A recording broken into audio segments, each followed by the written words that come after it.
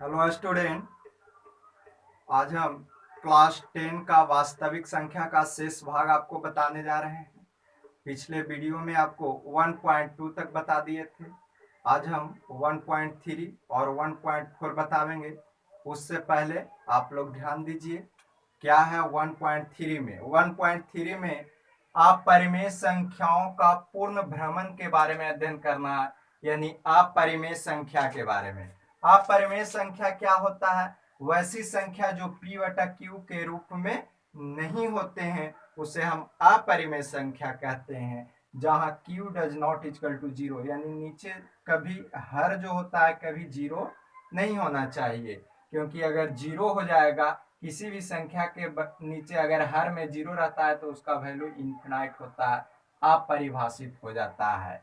जैसे आप देख लीजिए अपरिमेय संख्या, या हम कह सकते हैं वैसी संख्याएं जिसका वर्गमूल पूरा पूरा नहीं ज्ञात किया जा सकता है वह अपरिमेय संख्याएं होते हैं। एक चीज और ध्यान रखिएगा, दो परिमेय संख्या का योगफल, गुणनफल या भागफल या अंतर परिमेय संख्या ही होते हैं, और दो अपरिमेय संख्या का योगफल, गुणनफल, भागफल तथा अंतर परिमेय या अपरिमेय संख्या हो सकते हैं। लेकिन दो एक परिमेय और एक अपरिमेय संख्या का योगफल, गुणनफल, भागफल और अंतर सदैव अपरिमेय संख्या होते हैं।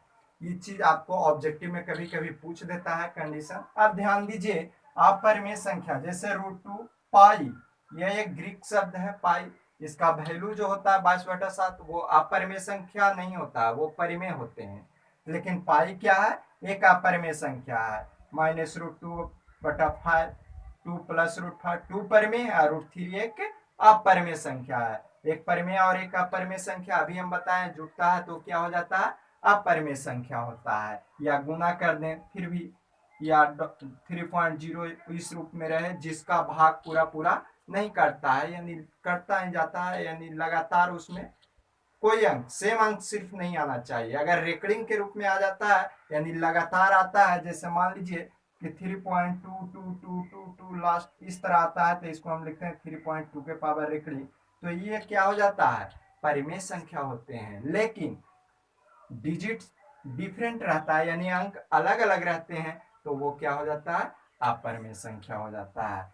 अब आपको इसके अंतर्गत बहुत ही इंपॉर्टेंट क्वेश्चन आपको हर एक साल एग्जाम में आते रहते हैं, वो क्या है? सिद्ध कीजिए कि √2 एक अपरिमेय संख्या होते हैं। √2, √3, √5, √7 कोई भी संख्या जिसका वर्गमूल पूरा पूरा नहीं निकलता उसे सिद्ध किस प्रकार किया जाता है उसके बारे में हम आपको बता देते हैं। ध्यान दीजिए, सबसे पहले आपको बता देते हैं, सिद्ध कीजिए कि √2 एक अपरिमेय संख्या है। इसको सिद्ध किया जाता है विरोधाभास प्रमेय उत्पन्न करके। विरोधाभास यानी उल्टा इसको मानेंगे।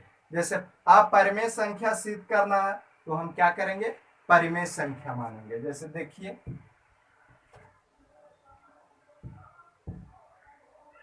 आंसर उसका हम बता रहे हैं। सबसे पहले मान लेंगे, माना कि √2 एक परिमेय संख्या है, जस्ट उसका उल्टा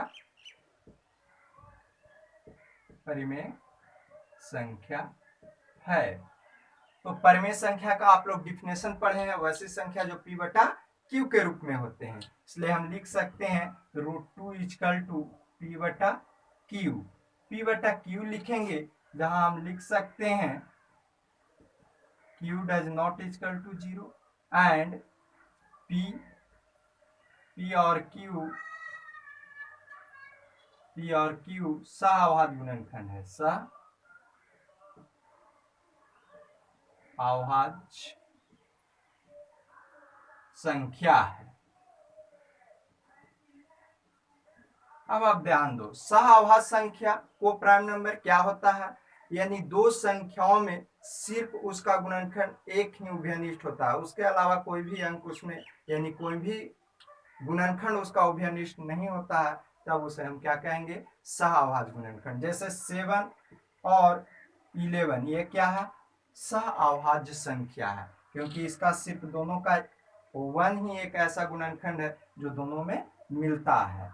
तो हम मान लिए कि सह अभाज्य संख्या है। अब हम क्या करेंगे, यहां से दोनों तरफ वर्ग कर देंगे, दोनों तरफ वर्ग करने पर क्या हो जाएगा, √2 का स्क्वायर करेंगे तो 2 आ जाएगा, इधर पी स्क्वायर बटा क्यू स्क्वायर हो जाएगा। क्रॉस मल्टीप्लीकेशन कर लेंगे तो हमारा क्या हो जाएगा, p square equal to 2q square, या हम लिख सकते हैं पी स्क्वायर बटा 2 इक्वल टू क्यू स्क्वायर। हम देख रहे हैं कि 2 जो है वो पी स्क्वायर को विभाज्य कर रहा है, पी स्क्वायर को क्या कर रहा, भाग में है तो विभाज्य करेगा, यानी हम लिख सकते हैं कि चूंकि पी स्क्वायर 2 पी स्क्वायर को विभाज्य करता है,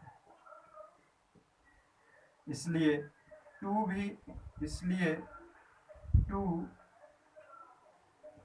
पी को भी विभाज्य करेगा।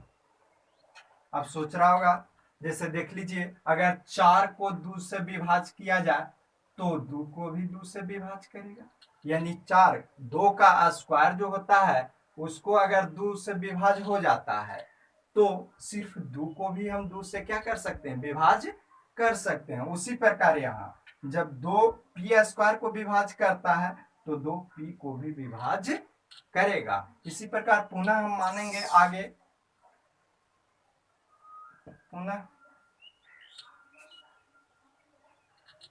पुनः माना कि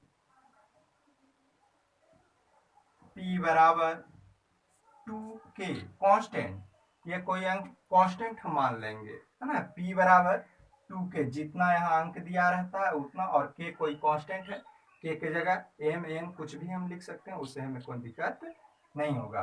अब पुनः हम वर्ग करेंगे दोनों तरफ वर्ग करने पर क्या हो जाएगा, p square equal to 4k square हो जाएगा। अब ध्यान दें, पी स्क्वायर का वैल्यू यहां से हम रख देंगे कितना, पी स्क्वायर का वैल्यू 2q स्क्वायर, यानी 2q square equal to 4k square, 2 से काट देंगे, 2 दूनी 4, यानी कि q स्क्वायर बराबर हो जाएगा 2k स्क्वायर, 2 इधर भाग में ले आएंगे तो q स्क्वायर बटा 2 इक्वल टू के स्क्वायर। अब सेम टू सेम यही चीज यहाँ भी हो जाएगा, जैसे क्यू स्क्वायर को 2 क्या कर रहा है, विभाज्य कर रहा है, तो क्यू को भी विभाज्य करेगा, यानी हम लिख सकते हैं, क्या लिखेंगे, चूंकि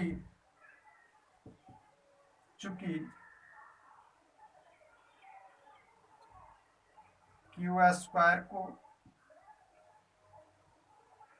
चूंकि 2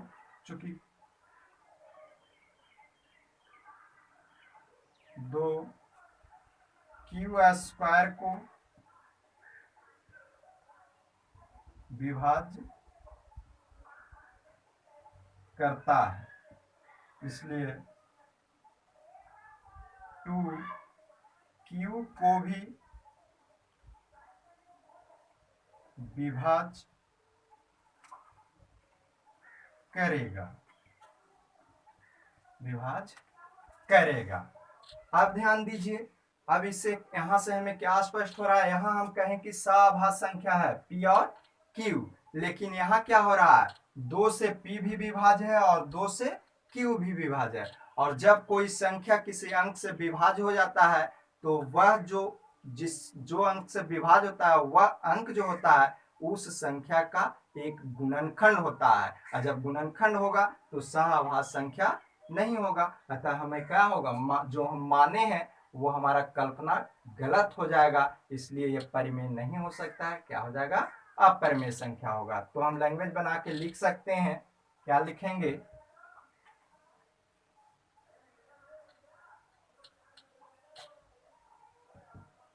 चूंकि 2 p और q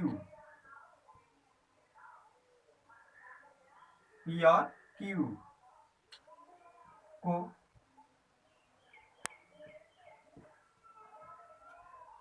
विभाज्य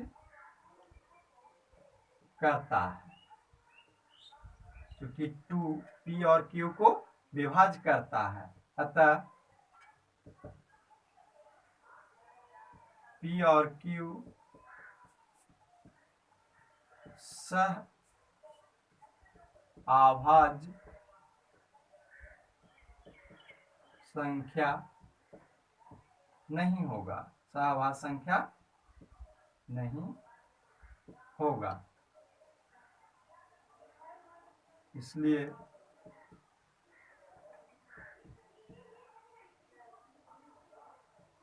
यह कल्पना करना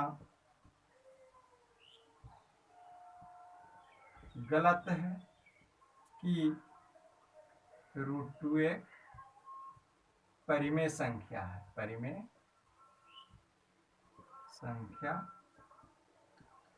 है। √2 एक क्या हो जाएगा, अपरिमेय होगा, √2 एक अपरिमेय संख्या होगा। जब परिमेय नहीं होगा तो निश्चित रूप से अपरिमेय संख्या होगा। इसी टाइप के एक और क्वेश्चन आपको बता देते हैं। एक क्वेश्चन आपको आता है,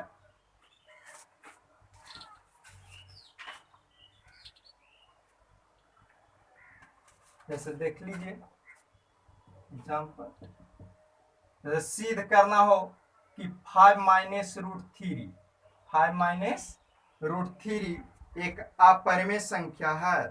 क्या सिद्ध करना है कि 5 - √3 एक अपरिमेय संख्या है। तो जब हम सॉल्यूशन करेंगे तो मान लेंगे, माना कि 5 - √3 एक क्या है, परिमेय संख्या है, एक परिमेय संख्या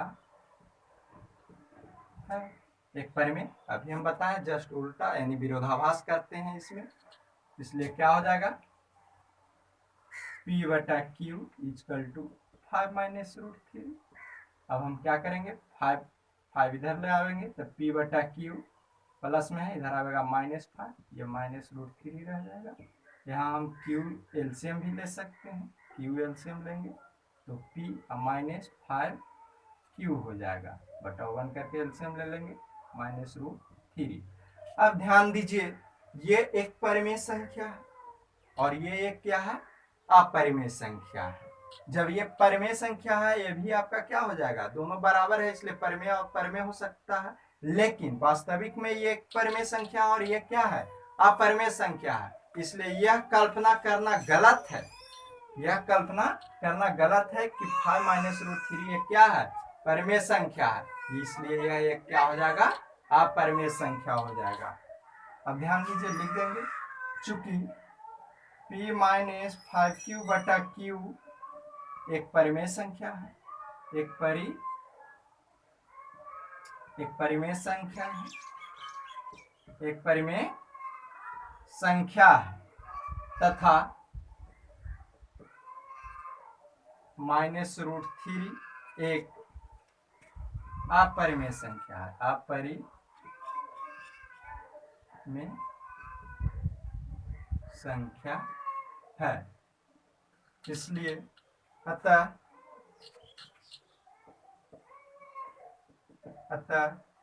यह